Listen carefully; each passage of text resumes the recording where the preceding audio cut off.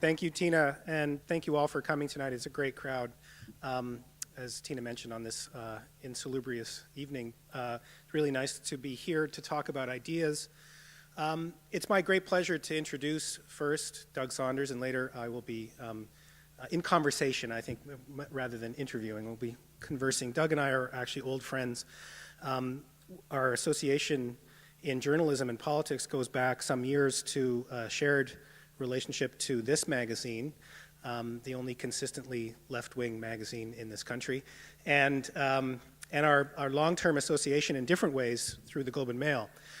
Doug is a full-time employee of the Globe and Mail, as I'm sure most of you know. I think personally that he is, without question, the best columnist in the pages of our allegedly national newspaper. And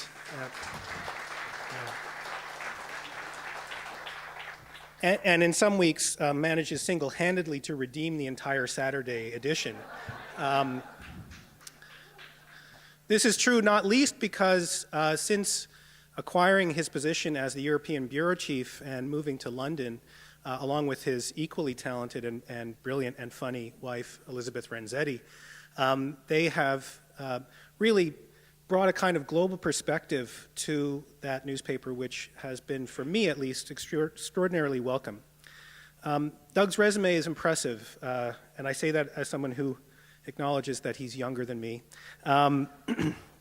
He has won 4 national newspaper awards in his time at the Globe and Mail, including an astonishing streak of 3 consecutive awards for critical writing in the late 1990s, and in 2006, an award recognizing him as the best columnist in the country. He's been shortlisted for awards in international reporting, for investigative reporting, for critical writing, and he's also been nominated for National Magazine Awards for his journalism outside the pages of newspapers. Doug was born in Hamilton, Ontario, and has lived in Toronto for large parts of his life. He went to university here. He has also, of course, lived in Britain, including now, and in the United States of America. He joined the Globe and Mail in 1995 full-time, and since then has consistently climbed and distinguished himself in that paper. He began reporting from London in 2004, and in the past 6 years, while being based in London, he has spent extensive time writing and traveling from everywhere in continental Europe, Turkey, Iran, the Indian subcontinent, North Africa, and Asia. We have now before us the fruits of these travels, or at least some of them. I expect there will be more to come. The book Arrival City, which has been published in 10 countries simultaneously, I had the pleasure of reading it to review in the Globe for this past weekend's edition. It is a remarkable piece of journalism. I don't think I can think of another writer, with possibly the distinguished exception of Pico Iyer, who has traveled the world as much as Doug and listened so sensitively to the stories of our emerging realities. 20 countries on 5 continents are the raw material for this book, and the thesis of the book I'll leave for Doug to explain, but I can say without any doubt that this book will be an important source of wisdom and inspiration going forward, I think for many years. This is a remarkably optimistic as well as well-informed piece of work, and I took great hope from it in what we might think of as otherwise dark times.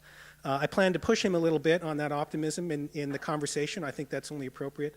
But for now, please join me in welcoming Doug Saunders.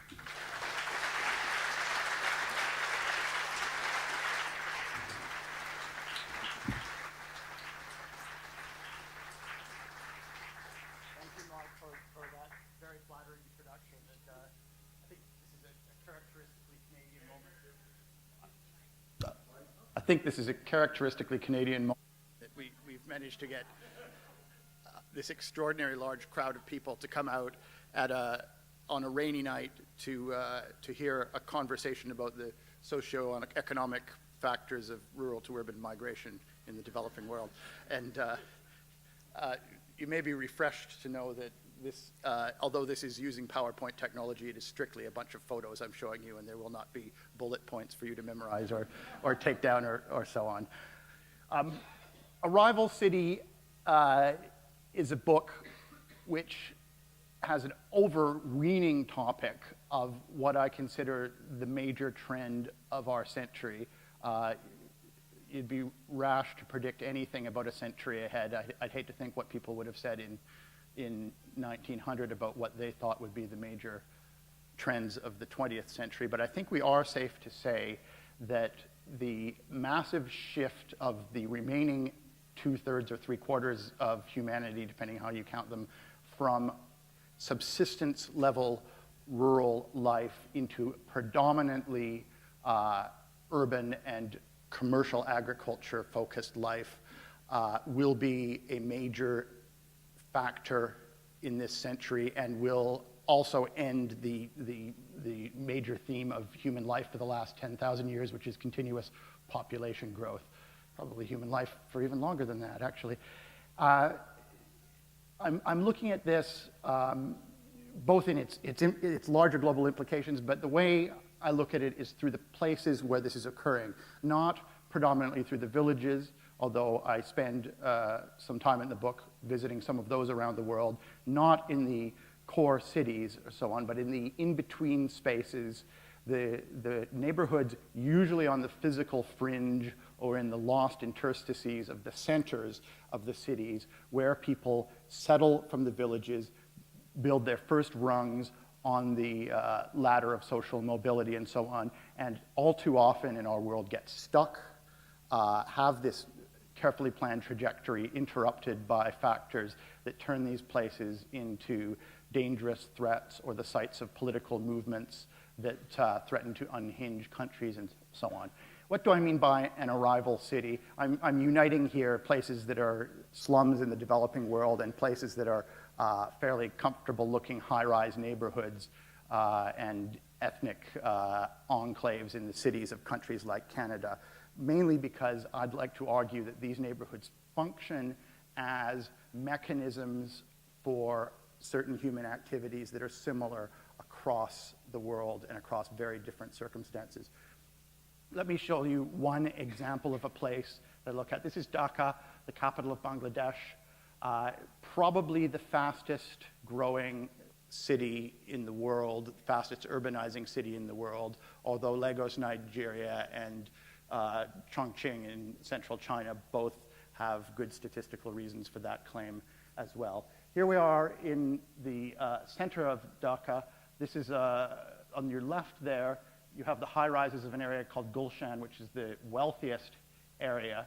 And across the lake, down at the bottom right, you see a place that was a swampy island in the mid-1990s, and it's since grown to have some number of people in the tens of thousands, really uncountable. It's called Karel. And from the visitor's point of view and from the point of view of Bangladeshis, it looks like a place of complete misery. Hand-built wood and tin shacks on dirt floors. It looks like the sort of place where people must have fallen out of mainstream society to live in, people who are on the way downward. But what is happening in Dhaka and in capitals like it around the world is a huge influx of people coming in from the rural areas. Yes, in Bangladesh, you get a certain number who are brought in temporarily by floods and disturbances and so on. This is what makes the headlines. And we tend to think of this movement as being a panicked refugee type movement. Those people tend to move out fairly quickly. And their numbers are swamped by the much larger people who come in as a process of very carefully planned movement and investment in an urban future. And they tend to go to places like Karel. They tend to make the trip across the lake, not because they've fallen into the worst sort of slum, but because they've actually made a huge investment to buy a space in it. In fact, the people who are moving into this neighborhood often go to more desirable looking slums in other parts of Dhaka first, before buying a place on its streets, because it has some desirable characteristics. It has the possibility to sort of own your land under your feet, to have not a legal title deed, but have a claim to it that would allow you to sell it on to someone else and realize the property gains from it.